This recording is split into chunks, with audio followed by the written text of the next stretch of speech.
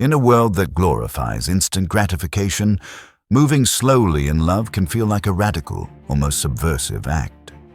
It might seem, on the surface, like a form of withholding or a defensive strategy. To delay the next date, to hold off on physical touch, to resist rapid emotional escalation. The modern romantic script encourages speed. We're taught that love should sweep us off our feet, that passion should be instant and overwhelming, and that a real connection demands urgency. But reality is more nuanced. True love isn't just about chemistry or emotional highs. It's about emotional maturity, self-awareness, and the courage to sit with uncertainty. Moving slowly is not a weakness. It's a deep form of strength. At the heart of this idea is the understanding that love is not simply the thing we most want. It's also the thing we fear the most. To fall in love is to become deeply vulnerable, to stand emotionally naked before another person, to expose the wounds, the longings, the hidden hopes, and to risk being rejected or misunderstood. The speed with which we pursue love often conceals our fear. Some of us rush in, not because we are brave, but because we are terrified of what we might discover if we stop to look closely. We chase love the way a frightened child clings to a parent, out of desperation, not clarity. That desperation often has roots in our early environments. Many of us did not grow up in homes where love was stable, consistent, or unconditional. For some, love was scarce, a precious commodity doled out only when we were obedient, quiet, or successful. For others, love was unpredictable, swinging between warmth and coldness without warning. As children, we adjusted in the only way we knew how, by shutting down, withdrawing, learning not to expect too much. This survival strategy became internalized. And so, as adults, when someone shows us care, offers emotional abundance, or promises consistency, it doesn't bring joy, it brings anxiety. The love we crave is also the love we fear. When someone is kind to us, we wonder what they want. When someone is emotionally available, we fear suffocation or betrayal. The inner child, long used to neglect or chaos, cannot metabolize the emotional nutrients of healthy affection. We recoil, not because we don't want love, but because we don't know how to receive it. We might lash out, pull away, or sabotage the connection entirely. And so, paradoxically, we ask the person who is trying to love us, "Please don't be too kind. Please let me come to you on my terms." On the other side, those of us who love quickly and intensely, who shower our partners with affection, grand gestures, and constant attention, must also examine our motivations.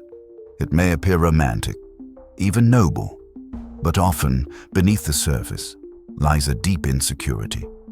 We give too much, too fast, because we don't believe we are worthy of love unless we earn it.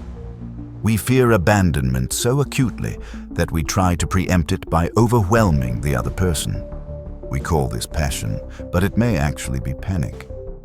When we fear that love is conditional or temporary, we try to lock it down before it slips away. We rush into relationships not because we trust the other person, but because we don't trust ourselves to be okay if they leave. We give nicknames in week 1, plan vacations by week 2, and talk about forever by month 1. But all of this urgency is often an attempt to control an uncontrollable outcome, whether someone stays. Mature love, by contrast, is not in a hurry. It lives in the space between fear-based withholding and fear-based pursuit. It is not born from panic or desperation, but from groundedness and self-trust. The person who loves maturely can say, "I like this person, but I don't know them yet." They can sit with uncertainty without rushing to define or secure the relationship. They can delay physical intimacy because they understand that deep emotional connection takes time. They can resist the dopamine-driven urge to text constantly, to see each other daily, or to declare love before its true shape has been revealed. Slowness in love does not mean emotional distance. In fact, It reflects a deeper emotional presence. When we move slowly, we are not rejecting love, we are honoring its complexity. We are saying, I want to see you clearly. I want to give you the space to show me who you truly are. And I want to give myself the time to see how I feel beyond the initial rush of attraction.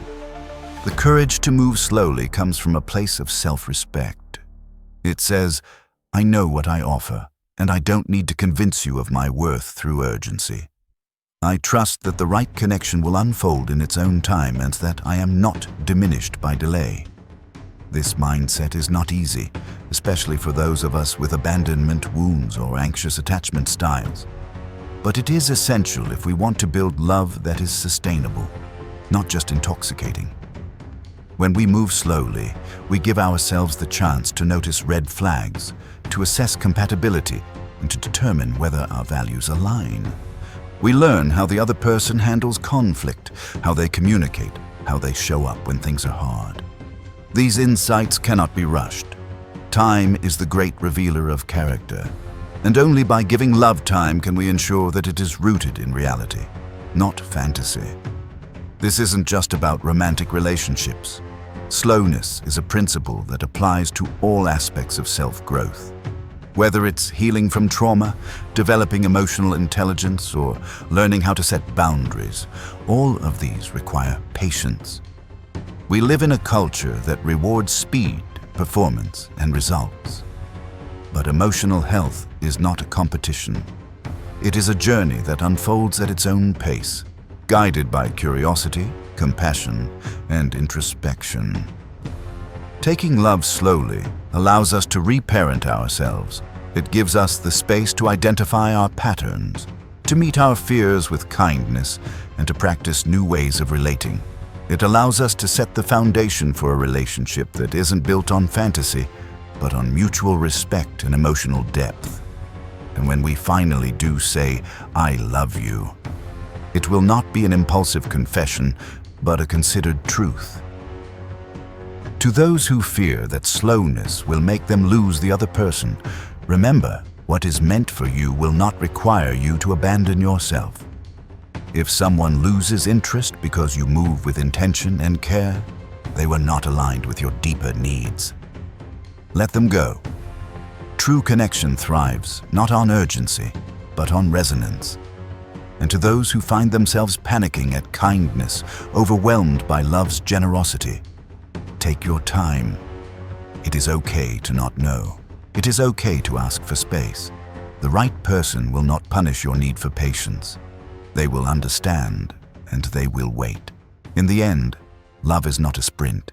It is a sacred unfolding. Let it bloom in its own season. Stay grounded, stay patient, stay powerful. The Stoic Wolf.